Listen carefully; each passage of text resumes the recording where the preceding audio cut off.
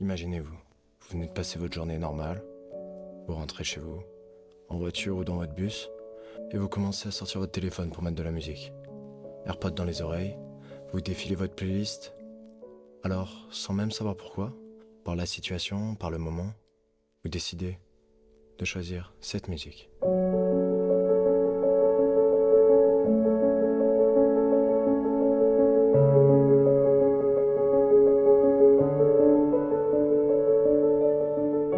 Vous regardez par la fenêtre, sans vraiment vous poser de questions, et là, vous commencez à vous imaginer ce qui n'est jamais arrivé. Et alors, même si c'est contradictoire, vous commencez à avoir le sourire, et à vous rendre compte que cette musique est en train de vous rendre dans une certaine nostalgie, mais vous vous sentez mieux qu'avant avoir cliqué sur cette musique.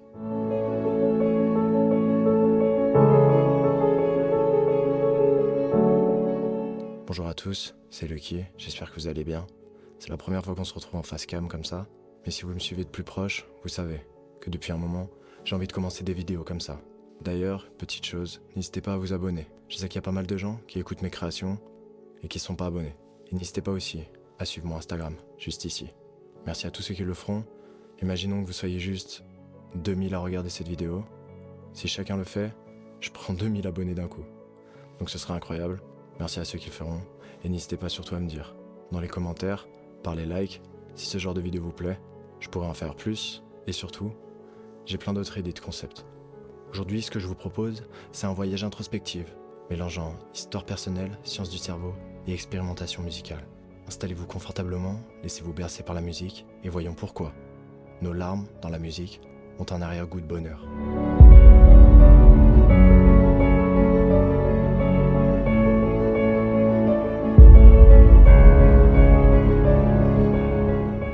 Alors qu'est-ce qui fait une bonne musique triste ?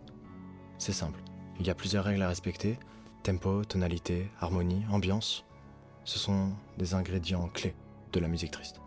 On associe par exemple souvent la musique triste à des accords mineurs ou encore des accords prolongés, des notes prolongées dans une réverbération bien précise qui permet de transmettre cette émotion. Voici un accord de Do majeur. C'est lumineux, non ? Presque neutre comme émotion. Maintenant, si je passe ce Do en mineur, vous sentez instantanément la différence, non ? Ce même accord bascule dans quelque chose de plus sombre, plus profond et même de plus mélancolique. En changeant juste une seule note, on peut passer du sourire aux larmes. Mais on peut aller beaucoup plus loin dans la palette des émotions. Essayons maintenant d'ajouter une note surprenante à l'accord. Par exemple celle-ci. Ce son est beaucoup plus particulier. Il est ni joyeux, ni vraiment triste, mais il y a comme une nostalgie dedans. On ressent une couleur suspendue, presque rêveuse.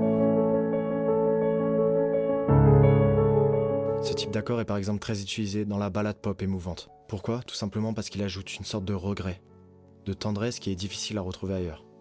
Et notamment avec un accord majeur ou un accord mineur simple. Maintenant, parlons de rythme. Par exemple, prenons cette progression simple.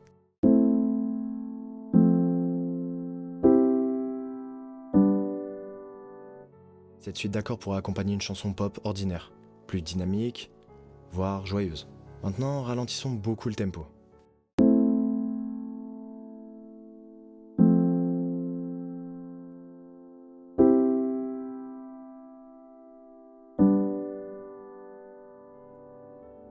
Là, tout de suite, on ressent beaucoup plus de gravité, de tristesse, et c'est cette émotion qu'on vient chercher quand on prolonge les accords.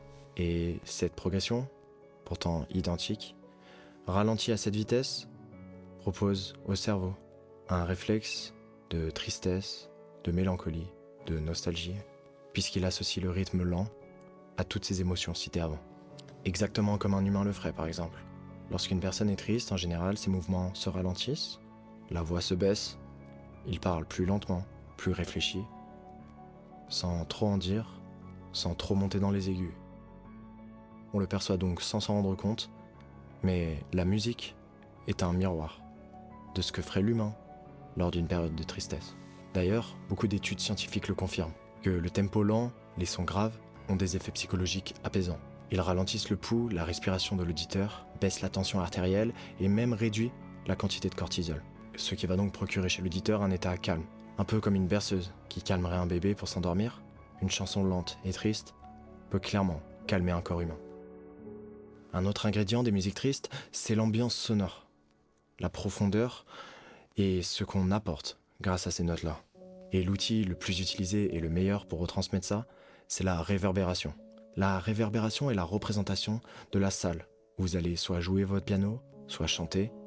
C'est-à-dire que si vous êtes dans une cathédrale, la réverbération sera très différente que si vous êtes dans une petite chambre.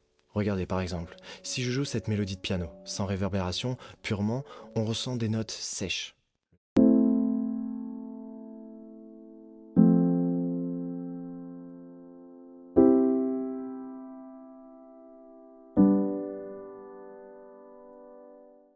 Le son est très sec, un peu agressif aux oreilles même, alors que maintenant, si je mets une grosse réverbération,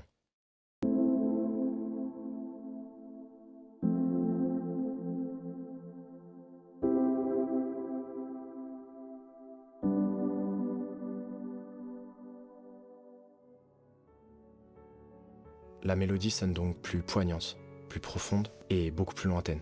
La reverb donne donc une sensation lointaine et de solitude. Beaucoup de musiques tristes utilisent ça évidemment, pensez par exemple à Billie Eilish ou encore Adele, qui utilisent une certaine réverbération bien précise pour transmettre cette sensation de voix lointaine, de voix angélique, et les fait sonner d'ailleurs donc hors du temps, ce qui va amplifier l'émotion. But nothing ever stops you leaving. En résumé, une musique dite triste va donc jouer sur 3 tableaux. Tout d'abord, des notes aux accords, la colorie, puis le tempo, et pour finir, une atmosphère plus ample, plus profonde. Bien sûr, ce ne sont pas des règles absolues. Beaucoup de musiques vont réussir à être tristes, sans utiliser forcément ces 3 règles-là, mais disons que c'est des règles courantes pour teinter une musique, de mélancolie et de tristesse. Maintenant que l'on a vu comment peindre une musique, dans cette certaine émotion, on va voir pourquoi ce genre de musique nous attire et donc nous fait du bien.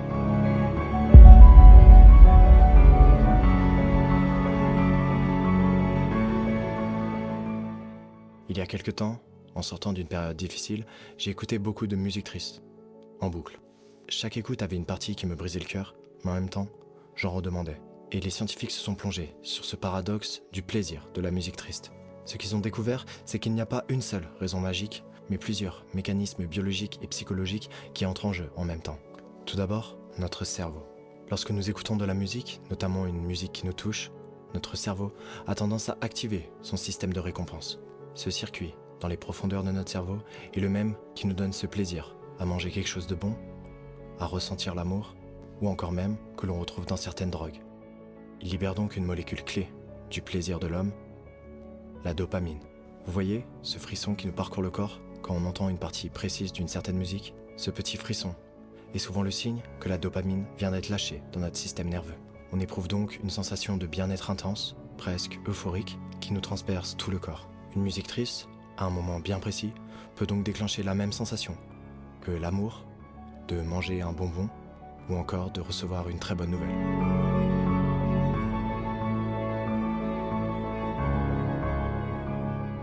Ils ont même découvert que le fait de reconnaître les premières notes d'une musique adorée provoque cette sensation de dopamine. On sait ce qui arrive, on se prépare, alors le cerveau récompense déjà le système nerveux. C'est un peu comme un réflexe de Pavlov, mais musical. Si on sait que la chanson va nous émouvoir, alors le cerveau anticipe ce plaisir et commence déjà son système de récompense. Et donc, même si la musique est triste, le cerveau, lui, la traite comme une source de plaisir. Il y a de la souffrance dans la mélodie, mais il y a aussi de la beauté qui nous touche, et cette beauté active donc notre centre de la récompense. En gros, la musique serait donc comme une drogue douce, et dans le cas de musique triste, c'est un peu comme si on prenait un shot de tristesse qui enclenche malgré tout une réponse de plaisir dans notre tête. Mais la dopamine n'est pas la seule molécule à rentrer en jeu. Vous l'avez peut-être remarqué, mais pleurer un bon coup peut apporter une source de soulagement. Après des larmes de tristesse, on se sent vidé, même parfois apaisé, et ce n'est pas qu'une impression. Notre corps libère certaines hormones apaisantes. L'une d'elles s'appelle la prolactine. Elle est sécrétée quand on est en détresse émotionnelle, et elle agit comme un petit cocon biochimique qui nous console. D'ailleurs, petit fun fact, les larmes émotionnelles contiennent beaucoup de prolactine, tandis que si vous épluchez un oignon et que vous pleurez, il n'y en aura quasiment pas. Nos larmes de peine sont donc gorgées de cette hormone de réconfort. Mais donc, que vient faire la prolactine avec la musique? Certains chercheurs ont suggéré que l'écoute de la musique triste serait une sorte de larme simulée.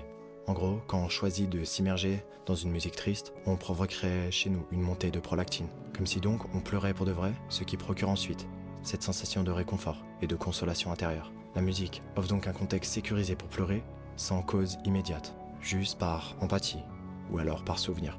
Et derrière, la biologie fait son travail pour nous apaiser.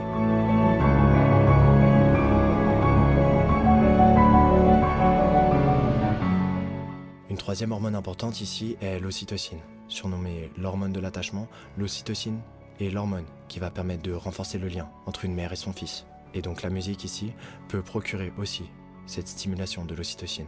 Des études ont montré que chanter en chœur par exemple crée une production d'ocytocine et baisse la cortisol, qui est donc l'hormone du stress. Bon, dans notre cas on parle d'écouter de la musique en solo, pas de chanter en chœur, donc reprenons.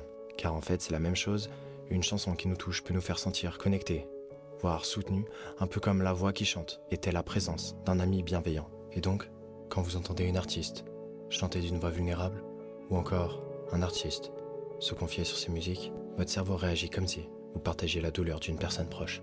Il libère des substances comme la prolactine et l'ocytocine pour vous calmer, vous consoler et vous faire sentir moins seul.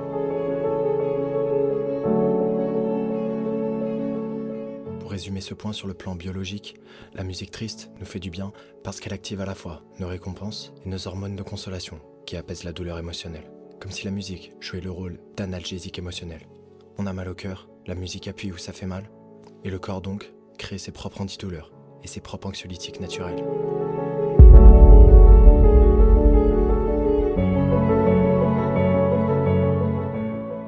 Au-delà de la chimie, il y a l'humain.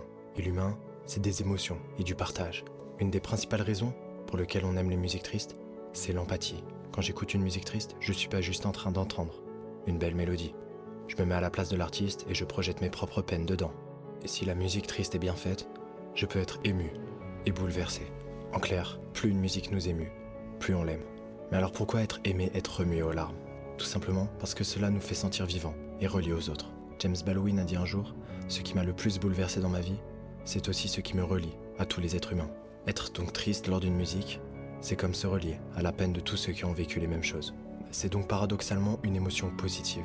C'est ce frisson chaleureux qui vient te caresser, ces larmes aux yeux mais avec un petit sourire, quand quelque chose nous touche en plein cœur. Ce sentiment d'être profondément ému est souvent décrit comme agréable et exaltant, même s'il est rempli de tristesse. Et puis il y a aussi le fait de se sentir compris. Quand on traverse une peine de cœur ou quelque chose qui nous rend émotionnellement triste, trouver un artiste qui met des mots et des sons sur ce qu'on ressent, c'est extrêmement confortant. C'est comme si quelqu'un vous disait « Je sais ce que t'as vécu et je l'ai vécu aussi ». On a l'impression d'avoir un ami compréhensif à nos côtés. La musique joue le rôle donc d'un ami empathique qui nous tient la main lors de la tempête.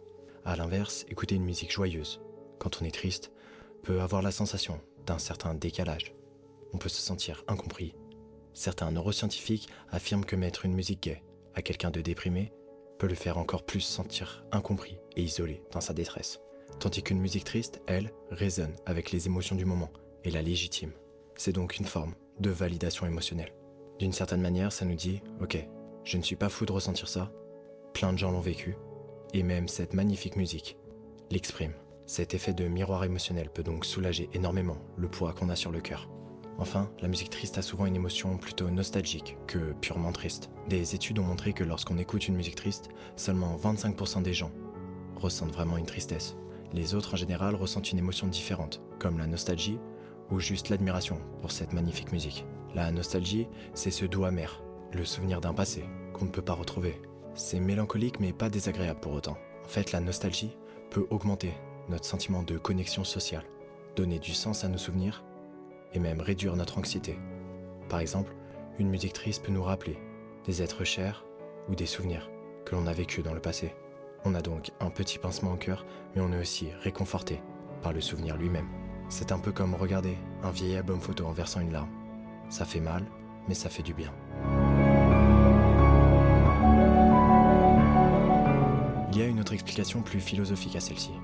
L'idée que la musique triste nous offre une catharsis, c'est-à-dire une purgation des émotions. Depuis Aristote, on parle du plaisir qu'il y a à assister à une tragédie, justement parce que ça nous fait vivre des émotions intenses, sans un danger réel, et donc qu'on ressort purgé, soulagé. Écouter une musique triste, c'est donc comme vivre un chagrin d'amour en accéléré, dans un monde fictif, puis revenir à sa vie normale, l'âme un peu plus légère. Des psychologues vont jusqu'à même dire que la musique triste, c'est comme une salle de sport émotionnel, un endroit sûr où l'on peut explorer la tristesse simulée et en apprendre d'elle. En pleurant avec la chanson, on améliore, en quelque sorte, notre capacité d'empathie. On s'exerce à avoir d'autres perspectives et on se prépare inconsciemment à affronter notre vrai deuil le jour venu.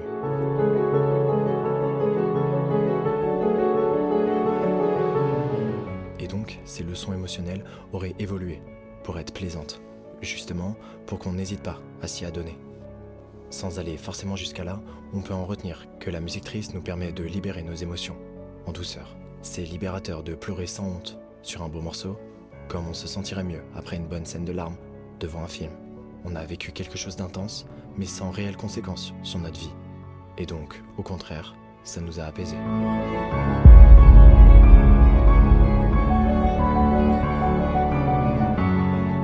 Vous les connaissez sûrement, mais voici quelques musiques tristes, quelques exemples qui peuvent vous parler et décrire exactement tout ce qu'on vient de résumer. Voici quelques extraits, mais je vous invite, après la vidéo, à aller découvrir ça par vous-même sur les plateformes pour soutenir les artistes. Chacun doit avoir sa musique triste qui lui fait du bien. C'est universel, écouter de la musique triste, tout le monde le fait plus ou moins. Donc si vous aimez écouter de la musique triste en cachette, rassurez-vous, vous êtes tout à fait normal, même Aristote vous donnerait sa bénédiction. Au fil de cette vidéo, nous avons vu que derrière nos larmes, quand on écoute une musique triste, il y a en fait tout un monde où la biologie, la psychologie et l'art se rencontrent pour transformer la tristesse en quelque chose de positif. Une musique triste, c'est d'abord une œuvre de beauté. Et la beauté, même teintée de mélancolie, nous élève à nous-mêmes. C'est aussi un miroir émotionnel. On s'y voit, on s'y reconnaît, et ça nous fait du bien de voir quelqu'un d'autre ressentir les mêmes choses. C'est enfin le vrai lien entre l'artiste, l'auditeur. C'est un lien avec l'humanité entière qui, durant toutes les générations, a vécu des tristesses et les ont chantées à travers la musique. Écouter une chanson triste, c'est donc comme entendre une petite voix nous chuchoter. Tu n'es pas seul. Et rien que ça, c'est donc illuminer l'obscurité intérieure. C'est donc là que, paradoxalement, réside la joie, dans cette humanité partagée où tout le monde se retrouve grâce à la musique. Et donc la prochaine fois que vous serez en tempête émotionnelle et que vous entendrez les premières notes d'une musique triste, installez-vous, fermez les yeux et laissez la mélodie vous étreindre. Pleurez s'il le faut, laissez couler ces larmes qui soignent. C'est juste votre âme qui respire et qui se libère. Et qui sait, au bout de ce voyage, vous trouverez aussi peut-être vous, ce paradoxe heureux, un cœur un peu plus léger et un curieux sourire qui viendra après les larmes.